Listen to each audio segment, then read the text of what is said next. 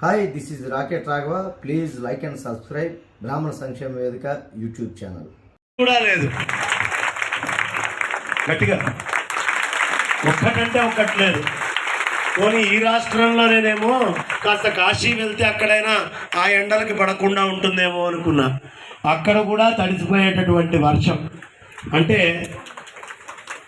శంకరాచార్యుల వారు షణ్ముఖ శర్మ గారు ఏం చెప్తారా విందాము అని ఆయనే పుష్పవృష్టి ఆ విధంగా ఆకాశం నుంచి వృష్టి కురిపిస్తున్నారా అని అనిపిస్తూ ఉంటుంది. వ్యాసుల వారు శంకరులు ఏం చెప్తారు ఈ సూత్రం మీద అని ఎదురు చూసినట్టుగా ఆయన ఎదురు చూస్తారేమో. లేకపోతే ఎప్పుడూ ఇలా వర్షం పడడం ఏంటమ్మా, ఎదురు చూస్తూ అలా ముందరకు వచ్చి ఇరువురం ఇలా వారితోటి పక్కన నేను నిల్చొని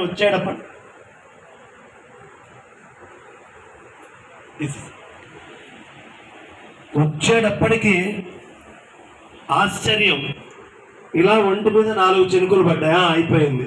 ఈ శంకర జయంతి కూడా వరుణుడు ఆయన మాట నిలబెట్టుకున్నాడు. ఇప్పుడు ప్రతి ఒక రహస్యం చెప్తా. శంకర జయంతి ఉత్సవాలు అలకాపురి కాలనీలో జరుగుతున్నాయి. వారు ఉపన్యాసం చెప్తున్నారు. పూర్ణ వర్షం పడుతోంది. నేను అనుకున్నా అందరూ ఎక్కడ వాళ్ళు అక్కడ చెట్టుకు పుట్టకి మాయమైపోతారు, ఇక్కడ ఇంకెవరు ఉండరు, ఇవాళ పరిస్థితి ఏమిటి, రభస అవుతుందా, రసాభాస ఏమిటిది అని నేను చూస్తే అందరూ లేచి నిల్చున్నారమ్మా. కింద ఉన్న కుర్చీ నెత్తి మీద పెట్టుకొని వారు చెప్పే ఉపన్యాసం అంతా వింటూ ఉన్నారు. ఇది అనుబంధం ఆదిశంకరాచార్య భక్త సమాజంతో వారికి ఉన్నటువంటి ఒక తెలియని అటాచ్మెంట్. ఎంతోమంది మహాత్ములని తొలిగా ఈ వేదిక నుంచే వారు కలవడం, పెద్దలతో కొంతమందితో సంభాషించడం, వాళ్ళని ఒకసారి గుర్తు చేసుకోవాలి. రేవేళ్ల సూర్యప్రకాష్ శాస్త్రి గారు, వారు సాంగత్ స్వాధ్యాయ భాస్కర్లు, సాంగత్ స్వాధ్యాయ రత్నాకర్, వేదాన్ని అటు ఇటు చాలా ఘనంగా చెప్పి వేదార్థం చెప్పే మహాపండితులు.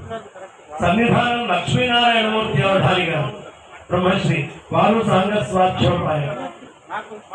స్వాధ్యాయ భాస్కర్లు, వారు కూడా వేదార్థ పండితులు. ఇలాంటి వాళ్ళ అనేక మంది మా శంకర శర్మ గురువు